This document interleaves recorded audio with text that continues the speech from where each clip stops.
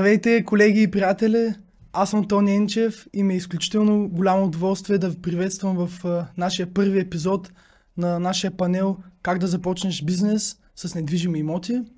Като пътеводител ще бъде целият разговор, така че наистина останете до края на клипа. Но преди да започнем и да ви представя моите гости, искам да ви кажа да се абонирате за канала с камбанка, да харесате това видео и да оставите по един коментар. А нашите гости са едни изключителни професионалисти. Това са офиса на годината, агенция на годината Ера Вива, които ще ви разкажат за техния път, как са стигнали до тук, какво е имало като съвет, което могат да дадат, или нещо като препоръка, или трудности, които са имали те в техния път да стигнат до това място. Така че наистина ще бъде един много интересен разговор. И без повече да ви бавя, направо прехвърлям към тях. Здравейте! Здравейте! Как сте? Първо да ви питам, няма как да не започнем с този въпрос. Чудесно в твоята компания. Да, изключително добре и в добро настроение. Това е най-важното. Така нека да започваме с основния въпрос според мен, а то е: как решихте да почнете да занимавате с това, къде ви намери тази професия, ако може всеки да каже по-отделно? Аз започнах преди около 6 години и половина. Със сигурност се влюбих в тази професия, когато бях още клиент на брокери. Просто знаех, че моето развитие е в недвижимите имоти и след това намерих компания като Ера, която обича да инвестира в служителите си, което беше главната причина да избера Ера Вива в случая за развитието си. А при вас как беше всичко? Аз цял живот съм се занимавал със собствен бизнес в най-различни сфери, като се мине през финансов бизнес, производство, търговия, селско стопанство и още много други неща, като недвижимите имоти винаги са били част от моята работа под една или друга форма, дали като хобби, дали като професионално занимание, докато стигнах до момента, в който ми стана основен бизнес. А кои са най-големите предизвикателства в тази индустрия, понеже хората според мен си дават сметка, че това е наистина доста сериозна професия и доста сериозен бранш. Ако може да ни кажете през вашите очи, кое е най-голямото предизвикателство, което е трябвало да минете, за да стигнете до тук?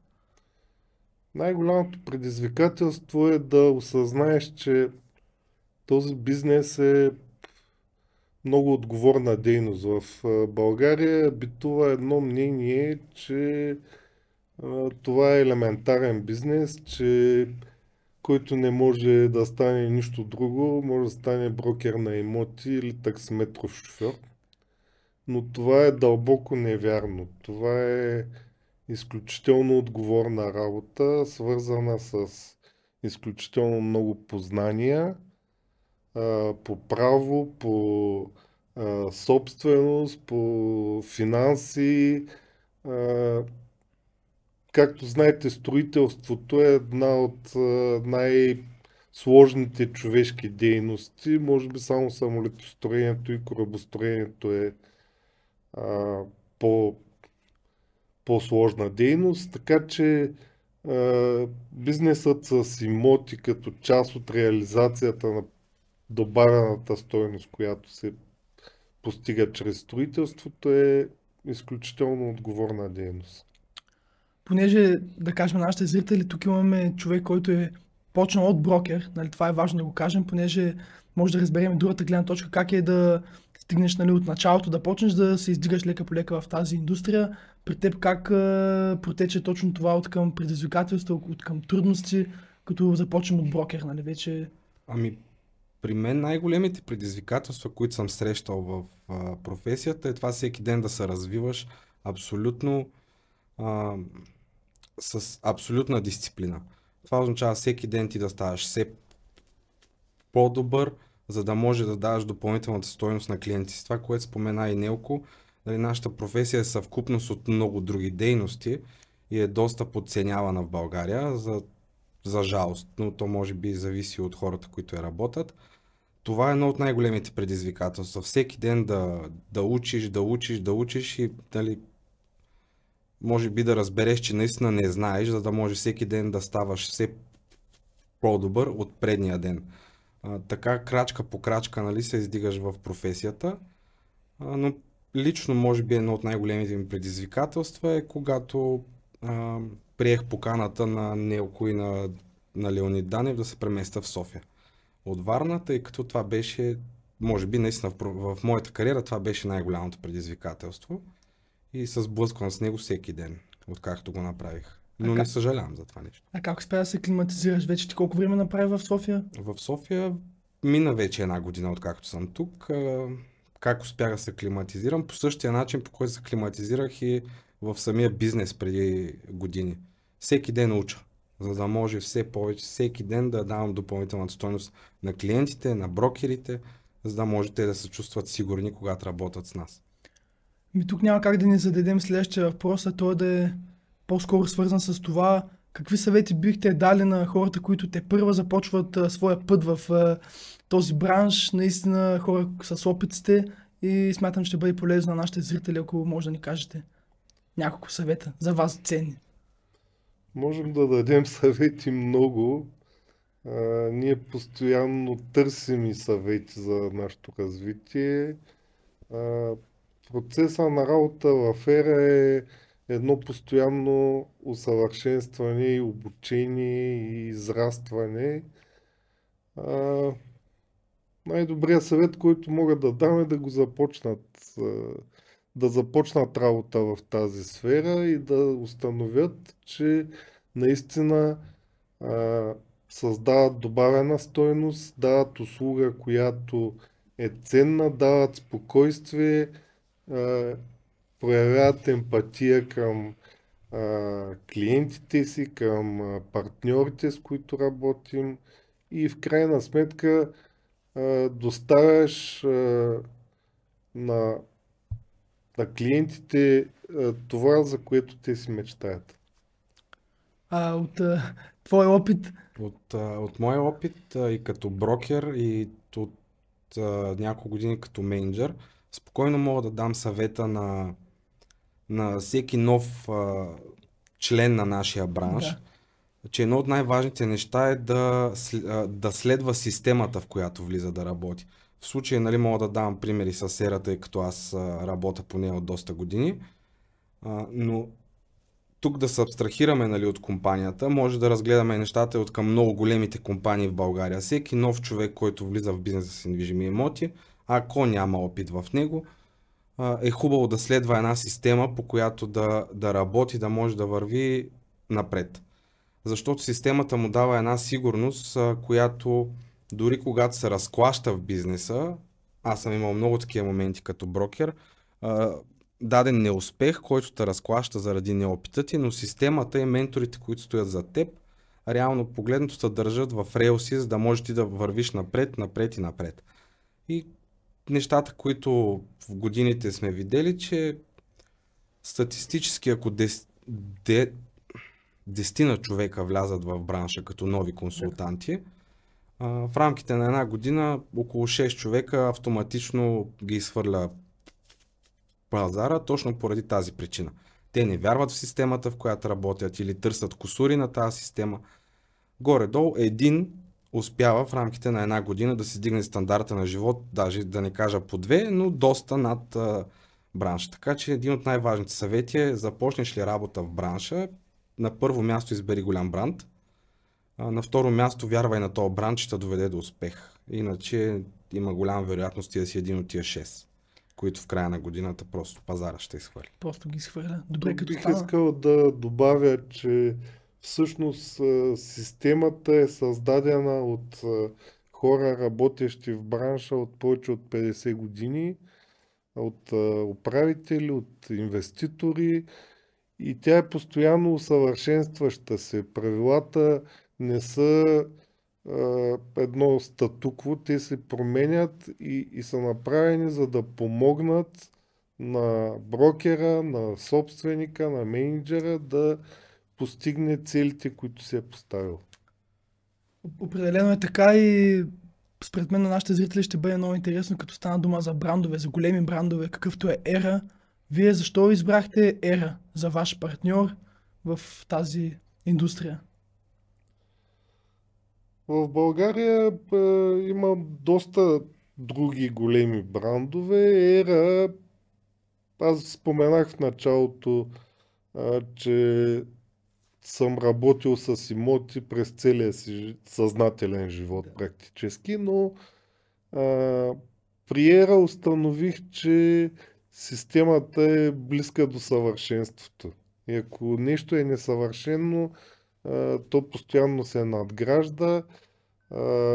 Тоест, франчайза на Ера осигурява спокойствието на работа и надежността, че в рамките, особено на мрежата от агенции на Ера, можеш да разчиташ на лоялни партньори, които работят по същия начин като теб, където не измисляш топлата вода с какви договори, какви депозити, кое след кое следва,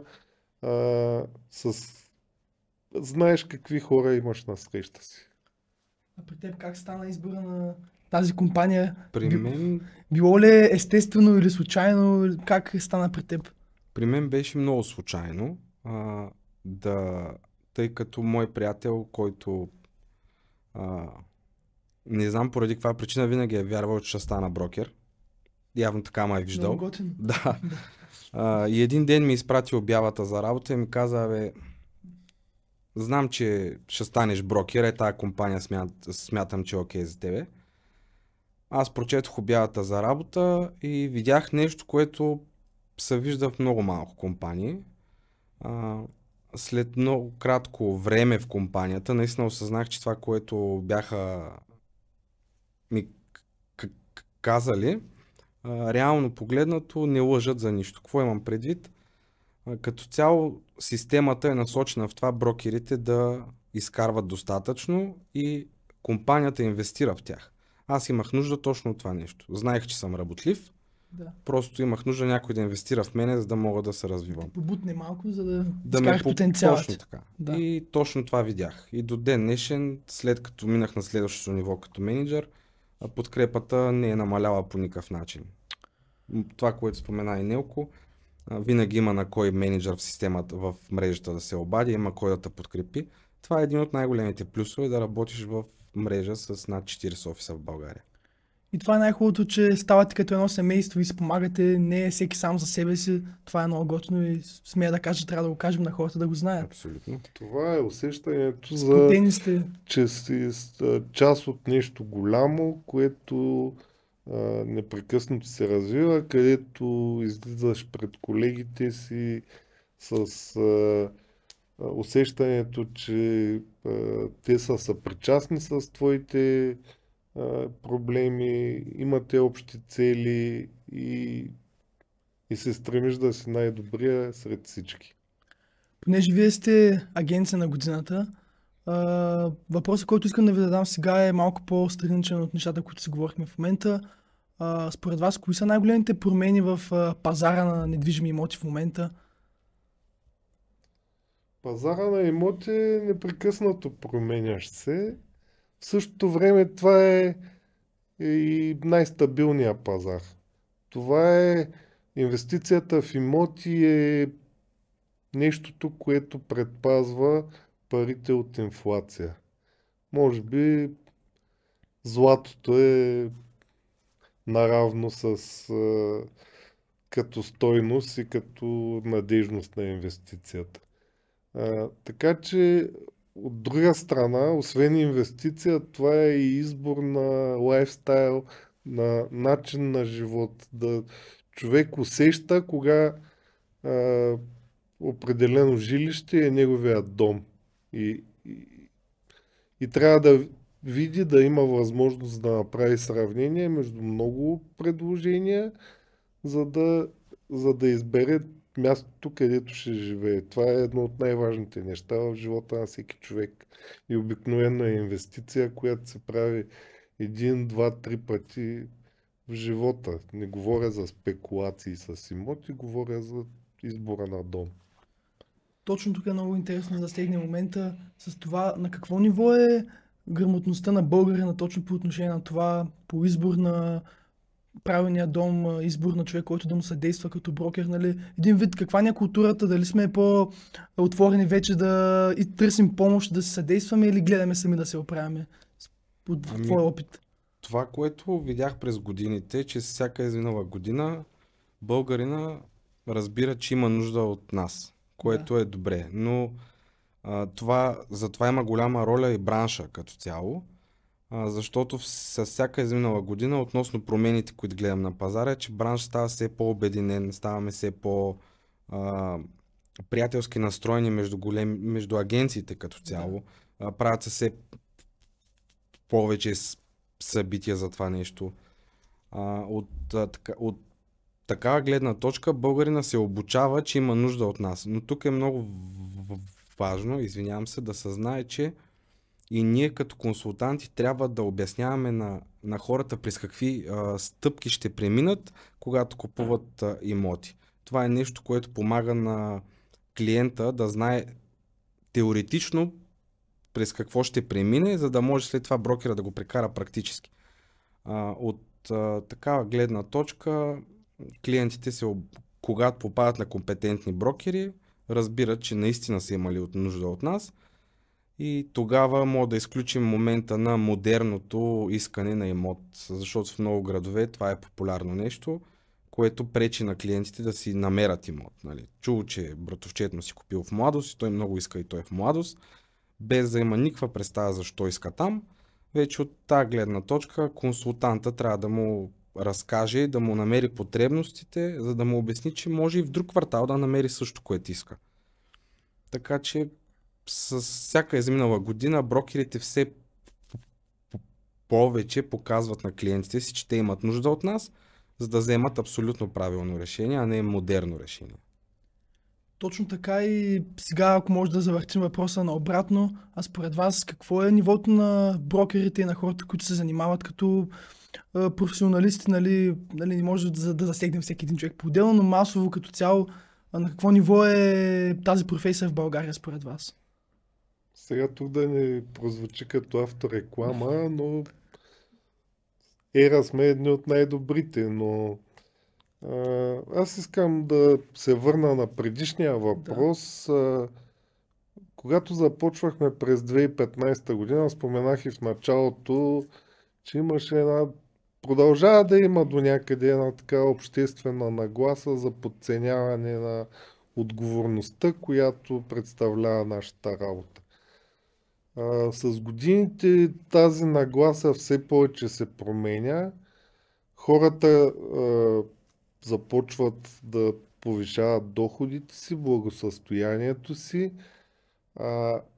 стават професионалисти в своята си сфера, откъдето изкарват доходите си и започват да ценят времето си и сигурността си, така че все повече се обръщат към разпознаваеми брандове и разчитат на професионалисти в избора, който ще направят. Тоест, осъзнават, че ние предоставяме услуга, която им дава спокойствие и сигурност. Ние синхронизираме екипи от брокери, купувачи, продавачи, юристи, държавни служби, общински служби, нотариуси, кредитни консултанти, банки и ги синхронизираме така, че всеки да се появи на едно и също място, по едно и също време, с увереността, че всички детайли на сделката са огледани и те да си сключат сделката спокойни, да си получат купувачите ключовете от новото жилище, а са сигурни, че всички сметки са разчистени, продавача да си получи парите и всички да са доволни. Това е много важно да го кажем на зрителите. Вие сами виждате, те наистина работят за вас, за това да намерите мечтания си дом и наистина да се чувствате окей от това, което сте направили. Смятам, че е добре да го показваме на хората, да даваме такива примери, каквито сте и вие. Добре, какви са вашите цели за новата година? 2024 година сме вече. Като агенция на годината наистина ще бъде много интересно да разкажете няколко заложени неща във вашата визия за новата година. Нашите цели винаги са били едни и същи. Те са да се разрастваме, да надграждаме, да предоставяме по-добра услуга в рамките на съществуващите си офиси в София, Варна и Пловдив, да откриваме нови офиси, да ставаме Да все растете. по-големи, да, и да доставяме нашата услуга с гарантирано качество на все повече места. Това е. При теб имаш ли, може да кажем, първо лични цели и после общи на екипа? Ами аз като цяло към цели винаги си поставям много високи цели, защото смятам, че ако си поставиш високи цели, може да постигнеш висок резултат, защото дори да не си постигнеш целта, резултатът винаги ще е по-висок от ако си поставяш ниски цели. Още когато започвах работа преди 6 години и половина, разбрах, че има офис на Ера, който дълги години става агенция на годината и тогава си казах, ние трябва да станем агенция на годината. Да. И това, което се шегуваме с колегите, нали, че то е лесно, някой път е лесно да стигнеш до върха, най-трудно е да останеш там, така че една от целите е 24-та да станем отново агенция на годината. Но иначе целите ни с това, което сподели Нелко, не се разминават. Със сигурност са да се разрастваме и да даваме все по-добра услуга на клиентите. Защото за нас те са най-ценното нещо. Ако ние не учим това, което споменах и преди малко в разговора, ако всеки ден ние не вървим напред, и всъщност и днеска прочетох нещо много хубаво, ако не си нарушаваш зоната на комфорт, това означава, че вървиш само в кръг. Та горе-долу мога да кажа, че мен беше срам да застана пред обектив. Ето, вървим напред и тая година да станем отново агенция на годината. Личните ми цели са да станем агенция на годината. За 24-та. И не само на клиентите, целта ни е да стигнем до повече клиенти, разбира се, но да разрастваме екипите си, да задържаме съществуващите си хора, да се грижим за тях, защото това са много хора със своите семейства, със своите проблеми и те да се чувстват част от семейството на Ера Вива и респективно от семейството на Ера България, да са уверени, че ще имат стабилни доходи, ще бъдат обект на едно добро отношение, приятелство и взаимодействие. Добре, какво е за вас Ера с няколко думи? Ако може всеки да каже по-отделно. Аз ли да започна? Ами, ти го спомена преди малко в разговора. За мен Ера е наистина семейство. Аз даже това понякога се шегувам с господин Нелко Начев и Леонид Данев, че са ми като голям брат и втори баща. Защото преди години, наистина, когато аз трябваше да излеза на пазара на труда след студентските си години, те наистина ме приеха. И ако човек в реалния живот не си избира семейството, то със сигурност се радвам, че ме избраха те и ме направиха част от това семейство. Надявам се и те да са доволни от мен като синче, което отгледаха с годините. Но със сигурност в Ера винаги съм виждал семейството, което ми помагаше, когато живеех на стотици хиляди километри от вкъщи. Стотици километри. Стотици хиляди. Къде отидохме? На стотици километри от вкъщи. Сега ще кажа нещо, което ще прозвучи може би странно, че бизнесът в Ера не е бизнес с имоти, то е бизнес с хора, с инвестиция в хора, в тяхното доверие и осигуряването на емпатия, на отборен дух, на всичко, което човек цени повече от парите. Тук може да допълна само, това е Да. със сигурност философия, която изповядваме. И дори когато обучаваме брокери, нещо, което винаги споделяме на тях и се опитваме да го разберат наистина, че те не работят с имоти. Имотите и комисионните и потребностите са една второстепенна роля в човешкия живот. И те да не забравят, че срещу тях на масата, тук всъщност мога да е послание към всички в бранша, на тях на масата винаги стои един човек, стои една история. С неговата съдба. Да, и това е голяма отговорност, която трябва да поеме брокера. И винаги им казвам, нали, в първоначалните разговори да се абстрахират от имота, от потребностите, а просто да разберат човека от среща, каква е личната му история, за да може след това да го обслужат и да му дадат това, от което наистина има нужда към момента. Тоест това не е толкова търговска дейност, колкото е психология и обществена... Общо човешка. Да. Ами, смятам, че се получи страхотен разговор и вече ако може наистина за край да се обърнете към нашите зрители и ти подхвана точно тази тематика, с няколко думи да ги надъхаме и да им покажем, че наистина има защо да се развиват в тази индустрия и те първа могат да постигат по-велики неща. Не знам колко надъхващо е да кажа, станете част от голяма общност на професионалисти, експерти, тези, които ще ви окажат подкрепа и ще ви помогнат да надграждате себе си, да се усъвършенствате и да постигнете финансовите си и жизнените си цели. Страхотно. Това, което мога да кажа аз на хората, които искат да влязат и в бранша, като мотивиращо, действайте. Действайте сега, защото сега е момента. Ние имаме един, нали, в кръга на шегата, като те питат кога е момента да купиш или да продадеш, сега е момента. Ако искаш да промениш историята си, сега е момента.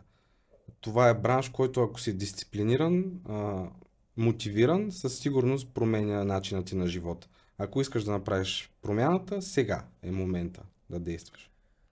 Ами, ако мога и аз да завърша с няколко думи, наистина сега е момента, започнете, дайте шанс на това да влезете в тази индустрия, да ги опознаете хората като екип и наистина ще имате големи резултати. Благодаря ви за това интервю. Ервива, нашия шампион така за изминалата година, агенция на годината. Смятам, че се получи един много приятен разговор и се надявам да сме били полезни на хората, защото това е идеята. Това е най-важно. Благодаря ви и не забравяйте да се абонирате, да напишете един коментар и да харесате видеото. Ще се видим в следващия епизод. РБГ.